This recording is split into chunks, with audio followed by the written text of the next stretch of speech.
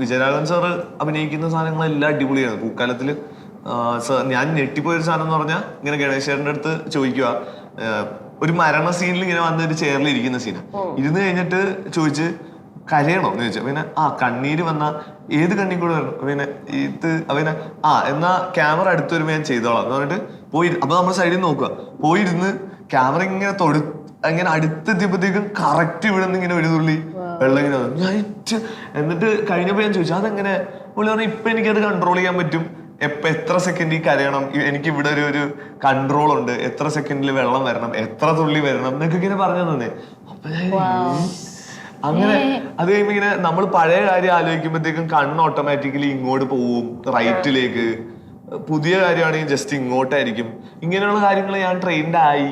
അപ്പോ അതിൽ പിന്നെ ഞാനും അങ്ങനെ തന്നെ ആലോചിക്കണേ അങ്ങനെ ചെയ്യണമെന്നൊക്കെ. പക്ഷെ മറ്റേത് through out the years sir learn ചെയ്ത കുറെ സാധനങ്ങളും എക്സ്പേർട്ട് ആണല്ലോ, ഒന്നും ചെയ്യണ്ട.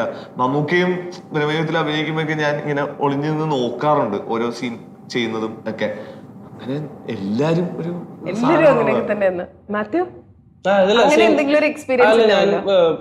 പൂക്കാലം അത്രയും ഇത് കഴിഞ്ഞ കൂട്ടായിട്ട് ഞങ്ങളോട് വന്നിട്ട് നെയ്മർ ചെയ്തത് ഇതിന്റെ എക്സ്ട്രീം ഓപ്പോസിറ്റ്. പൂക്കാലം അത്രയും പ്രായമായിട്ട് പറ്റാത്ത ആളിന് വന്ന് തുള്ളുക പുള്ളി.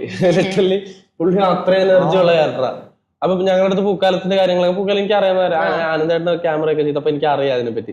അപ്പൊ അത് കഴിഞ്ഞിട്ട് ഇങ്ങനെ നെയ്മർ വന്ന് ചെയ്യുമ്പോ ഞാനിങ്ങനെ ആലോചിക്കുന്നത് അത് കഴിഞ്ഞപ്പോ തന്നെ ജോയിൻ ചെയ്ത പടമാണ് നെയ്മർ. അപ്പൊ എങ്ങനെ ഭയങ്കര പെട്ടെന്ന് സ്വിച്ച് ചെയ്തിട്ടും അത്രയും എനർജിയിൽ പെർഫോം ചെയ്ത് ഭയങ്കര ഫൺ ക്യാരക്ടറൊക്കെ അത്. അപ്പൊ അതെന്നെ ഭയങ്കരമായിട്ട് ഞെട്ടിച്ചു. അപ്പൊ അങ്ങനത്തെ ഒരു ക്യാരക്ടർ ചെയ്യുമ്പോഴും പുള്ളി എന്തൊക്കെയാ ഡീറ്റെയിൽ ചെയ്യുന്നതെന്നുള്ളതൊക്കെ കാണുമ്പോൾ ഭയങ്കര രസമായിരുന്നു.